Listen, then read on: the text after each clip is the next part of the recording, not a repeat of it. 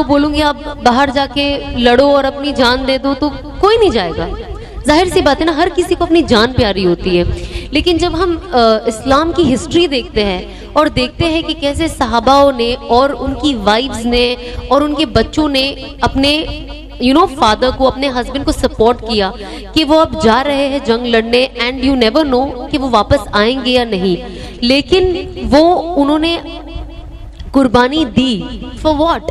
वो उनके जाती खुशी के लिए नहीं दी। ऑफ कोर्स जाती प्राउड होता है इंसान के, अल्लाह के लिए कर रहे हैं, बट एक वो भी रहता है ना कि यार मेरी जस्ट शादी हुई है, मेरा छोटा बेबी है। आजकल हमारे ये सब रीजंस है ना कुछ चीजें नहीं करने की, या जब काम हम करते हैं और हमें अनफॉर्चुनेटली आज की तारीख में हलाल और हराम का डिफरेंस ही नहीं पता, हम जस्ट बिकॉज हम थोड़ा सा हराम की तरफ जाना चाहते हैं तो हम उसके अंदर अपनी मजबूरियां लेके आ जाते हैं कि अरे ये अभी सभी तो ले रहे हैं, अगर हम नहीं लेंगे तो मेरा भी घर का कैसे होगा, अभी स्कूल में इतनी फीस देनी होती है वो कैसे होगा, बाकी आप इतनी सारी चीजें एक्चुअली शैतान आपके सामने लाके खड़ा कर देता है कि आप वो डिफरेंस ही समझना भूल जाते हो, जिसमें से मैं एक थी।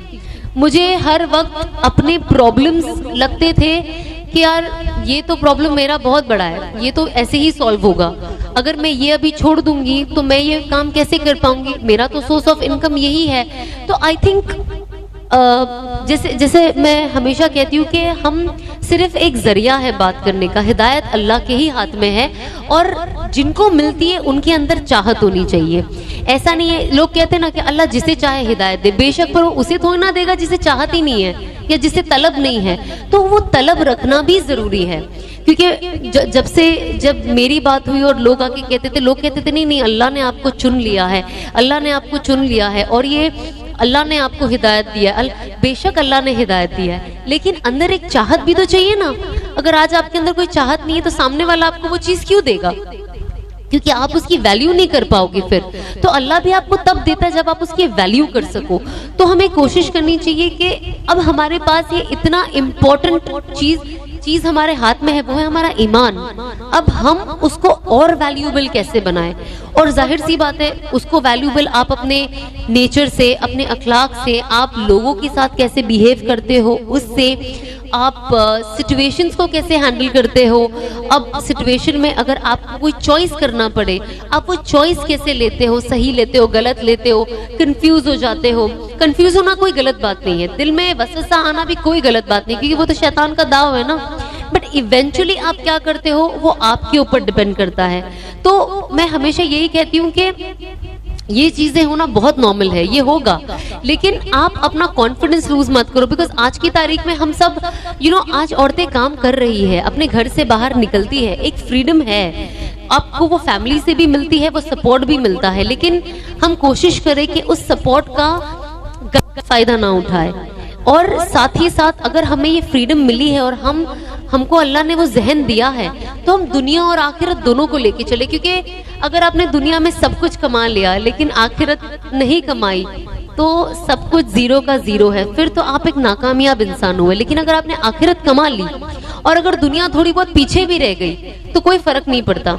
अब जब मैं ये कहती हूँ तो बहुत लोग ये भी कहते, कहने वाले तो 10 चीज कहते हैं, मैं इसलिए आपको कहती हूँ कि आई एम श्योर आपको भी जब लोग बदलते हैं ना तो बहुत अलग अलग तरीके के टॉन्ट्स आपको मिलते हैं। तो मैं ये सब आपसे इसलिए शेयर करूंगी क्योंकि मुझे नहीं पता इनमें से कौन ये सिचुएशन से गुजर रहा है। जब हम चेंज होने जा रहे थे और हम जब चेंजेस लाए अपनी जिंदगी में, और ऑफ कोर्स जब मैं अपनी एक्सपीरियंसेस की बातें करने लगी, काफी लोग ये भी कहते हैं अच्छा इन्होंने तो सब करा लिया है ना, सब एंजॉय कर लिया है, सब कर लिया है, अब ये हमें सिखाएंगे कि ये मत करो, मतलब हम सैक्रिफाइस करें, इन्होंने एंजॉय कर लिया है। तो अगर आपको ये लगता है कि एंजॉयमेंट है और इसमें इतनी खुशी है तो मैं इतनी खुशी और एंजॉयमेंट छोड़ के आऊंगी क्यों? ये भी तो सोचने वाली बात है ना कि अगर लोग ये कहते हैं कि आपने तो अपनी जिंदगी एंजॉय कर ली, तो भैया हमारी जिंदगी तो अभी बाकी है। एक असबाबी तौर से अगर आप देखो तो इंसान एक 70-80 साल तक तो 90 साल तक भी आजकल जी लेते हैं ना, तो जिंदगी तो बाकी है। बाकी तो मौत और हयात अल्लाह के हाथ में। आप कोई पैदा होते हुए भी कुछ साल में, कुछ मिनटों में चले जाओगे, या आप 100 साल 110 साल के भी लोग, मेरे नाना 104 साल के थे जब उनका इंतकाल हुआ, तो आप इतनी लंबी उम्र भी जी सकते हो। लेकिन एक इंसान सोचता है ना कि अगर ये जिंदगी इतनी खुशगवार होती और इसके अंदर सब कुछ होता, तो मैं ही नहीं, मेरे जैसे और बहुत लोग हैं, वो ये सब छोड़ के क्यों भागते?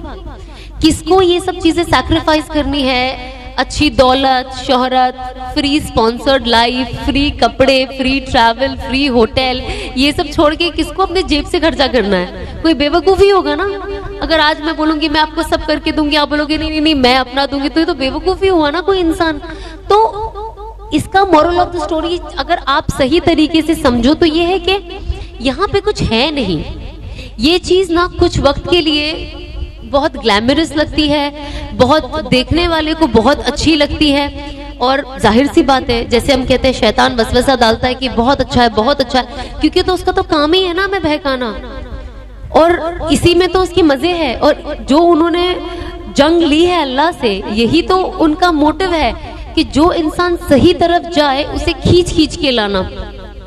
मैं आपको बताती हूँ 2018 में मैंने ये उस वक्त से मेरे दिमाग में चल रहा, बहुत पहले से दिमाग में चल रहा था, थोड़ा थोड़ा मेरे दिमाग में आता था, लेकिन 2018 में मुझे ऐसा था कि I think I am done, मुझे इंडस्ट्री में नहीं रहना, मुझे एक्टिंग नहीं करनी, मुझे जैसे मैं दिख रही हूँ और मैं पोर्ट्रे कर रही हूँ अपने आप को, ये मैं हूँ नहीं, लेकिन और मुझे खुशी भी नहीं मिलती है।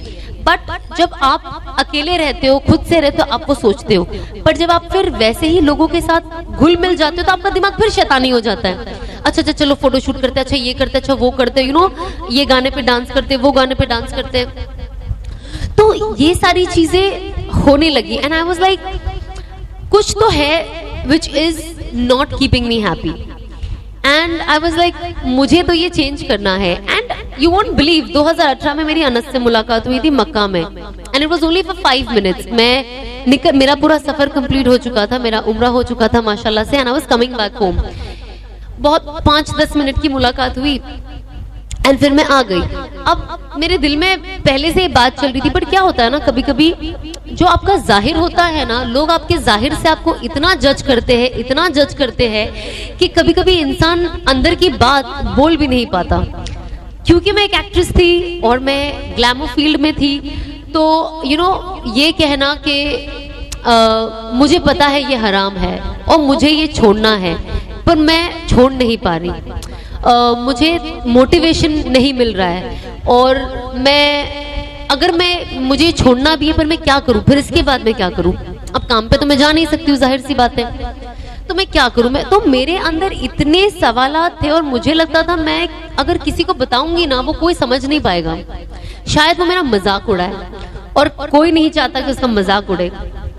तो मैं ये बातें कभी किसी से शेयर नहीं करती थी। एंड आई थिंक मैं अब रियलाइज करती हूँ, मैं सोचती हूँ कि काश जब अनस मुझे 2018 में मिले, मैं उनसे ही दिल खोल के बात कर लेती, तो शायद जो मुझे 2 साल लेट हो गया, मैं और 2 साल पहले यू नो चेंज हो गई होती। But you know it's never late. तो बट आई थिंक 2018 मतलब सोचो ना, इतना ज्यादा वक्त भी नहीं गुजरा, not even a year. And 2019 में आई एम श्योर बहुत सारे लोग इंस्टाग्राम पे हैं, मैं बहुत ज्यादा एक्टिव थी, पता नहीं मैं क्या कर रही थी 2019 में। मैंने look back, can I erase this year, but it's not possible. इसीलिए यू नो इससे हमें रियलाइज होता है कि हम इस दुनिया में जो है ना, जब हम कब्र में जाएंगे और हमारी जो गलतियां हम करेंगे हम इरेज नहीं कर पाएंगे, even if we want to. और अल्लाह का शुक्र है कि जीते जी हमें समझ में आ रहा है, अगर कोई चीज आ रही है कि हमें ये चीज हमें इरेज करनी है अपनी जिंदगी से, ये हमारे पास मौका है, क्योंकि हम अभी जिंदा है और हम ये कर सकते हैं। पर एक बार हमारी आंख बंद हो गई तो इसके बाद कोई अपॉर्चुनिटी नहीं, कोई चांस नहीं। तो मैंने 2019 में मैं बहुत एक्टिव हो गई और काफी कुछ कर रही थी, बट यू वोंट बिलीव मैं इतनी एक्टिव और इतना ज्यादा काम 2019 में कर रही थी, और 2019 में ही मैं इतनी सैड हो गई थी, अंदर से इतनी सैड हो गई थी। And also of course 2020 I have spoken very openly कि मैं डिप्रेशन से सफर कर रही थी, एंजाइटी थी मुझे, आई वाज सुसाइडल, मतलब ये सब कुछ एक साथ थॉट आ रहा था। एंड अनस से थोड़ी बहुत तो मेरी बात होते रहती थी, कोई भी मुझे इस्लामिक नॉलेज चाहिए होती थी तो मैं अनस से कॉल करके पूछ लेती थी कि मैं क्या करूं। बट 2020 आई डिसाइडेड कि पता नहीं क्या हुआ, मेरे अंदर से एक आवाज आई कि अगर मुझे कोई ठीक कर सकता है तो वो सिर्फ अनस है।